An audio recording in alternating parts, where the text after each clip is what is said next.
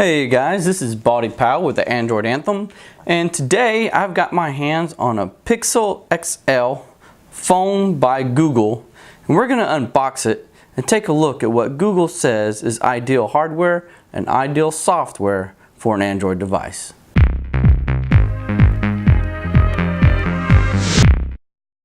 Back on October 4th, Google introduced to us the Pixel and the Pixel XL. Both phones are primarily and very closely the same phone. Just a few differences, which we'll get into as we talk about the specs of the Pixel XL here. As you can tell, the box has minimal design, just a few things on the side, nothing on the top, a G on this side. Important information about the Pixel XL 5.5, 32 gigabytes, and this is the silver version. It also comes in blue and it also comes in black, but it also has a 128 gigabyte option. Opening it up by sliding it apart. Also very clean, very white box. Little decoration, hardly none. Now I cheated a little bit. There's a piece of tape right here, but I went ahead and cut it ahead of time. Opening it up, and there is your Pixel XL. Silver with a white top, glass. We're going to take that out. It's completely covered with some plastic. Talks about on the front here, your personal Google Assistant, and how touching the home button and holding it will bring up the Google Assistant. Let's figure out what else comes in the box with this bad boy. Here's probably some documentation for insurance. Yep, SIM tool.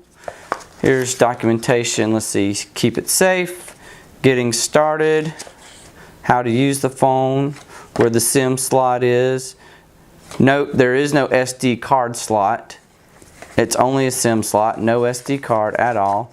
What else do we have? We have charger, we have transporting your data from old phone to new phone, which there's more in here about that too. Meet Google Assistant. More music on us.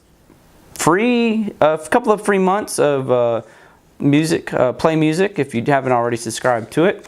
And a thank you note, look at there. All right. Push that to the side. Here's a flap on the right hand side. Open it up, you've got the AC charger for your wall. As you can see, it has a USB Type-C port on the AC adapter, because that is the new type of transfer and power that Google is using in this phone. It comes with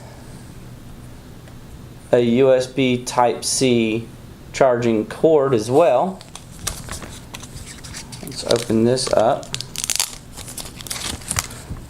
You've got USB Type-C on both ends of this charging cord, so you're going to need to start upgrading some of your old chargers if you need more than one, because this comes with one charger, one charging cord, and then also in the box is a USB Type-C to a computer USB Type-A, or your old AC wall chargers.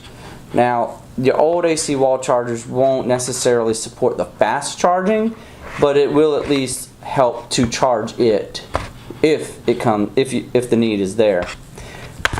But also notice that in the box is this adapter, which is from USB Type-A, big USB, old USB, computer size, to USB Type-C, which is the new one.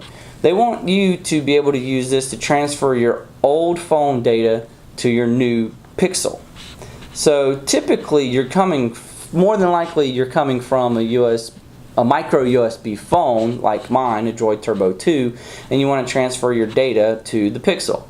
So you'll have to take one of your old micro USB cords, plug it up into this adapter, then plug this into the Pixel,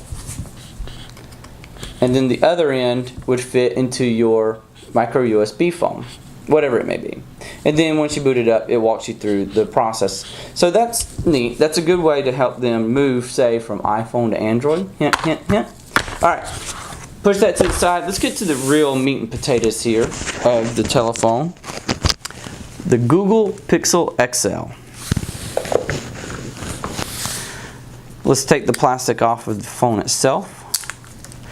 What we're uncovering here is a 5.5-inch Quad HD 2560 by 1440 AMOLED screen. On the right hand side you have a power button and you have a volume rocker. Now the volume rocker is flat, but the power button has a texture to help you identify it from the volume rocker without actually turning it and looking. On the left side you don't have, well, there you have the SIM tray.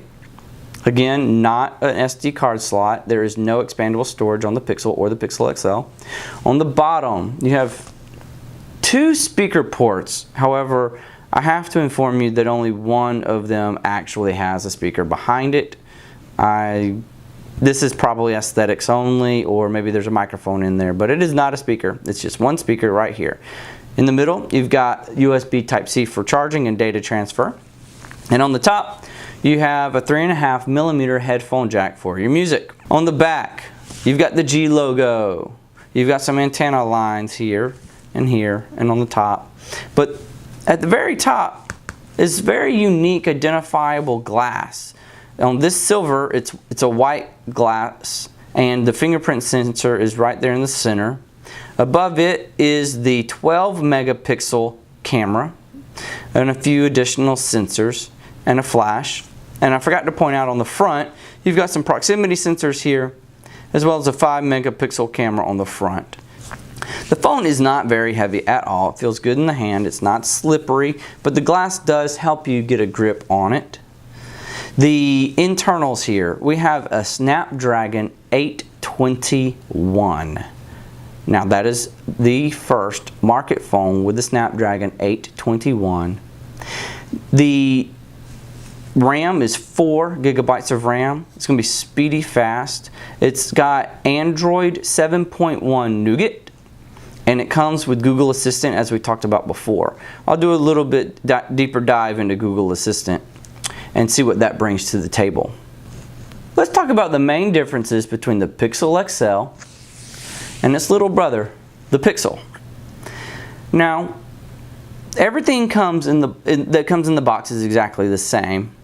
The phones internally are exactly the same. They both have the same color options, silver, black, or blue.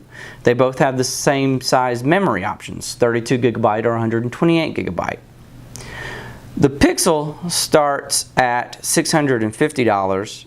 The Pixel XL starts at $770. The other differences between these two phones has a lot to do with the screen. The Pixel has a 5-inch 1080p screen, while the Pixel XL has a 5.5-inch Quad HD screen. So this is 1080 by 1920 and this is 1440 by 2560. So the resolution's a little bit, it's not quite as high HD on the Pixel. The size is smaller. And then as far as internal hardware is concerned, the battery is smaller on the Pixel. It's a 2770 milliamp hour battery in the smaller Pixel and a 3450 milliamp hour battery in the larger Pixel XL. Those three differences aside though, internally and externally, these phones are primarily the same phone. It's hard to come across any manufacturer who's actually done that. Typically when you get a smaller version of a big phone, they're going to dumb down the specs a little bit. You'll either get a slower processor, smaller amount of RAM, things like that. They definitely don't put as much into the smaller phone as they do the bigger phones these days, but that's what Google has brought to the table. I have already set this phone up so that I've skipped the setup process for you so that you could see how nice the Quad HD screen actually is. This is one of their live animation wallpapers. As I move the phone slightly left and right, the background wallpaper does adjust a little bit. So, there you have it, ladies and gentlemen. Unboxing of the Google Pixel XL, a phone by Google.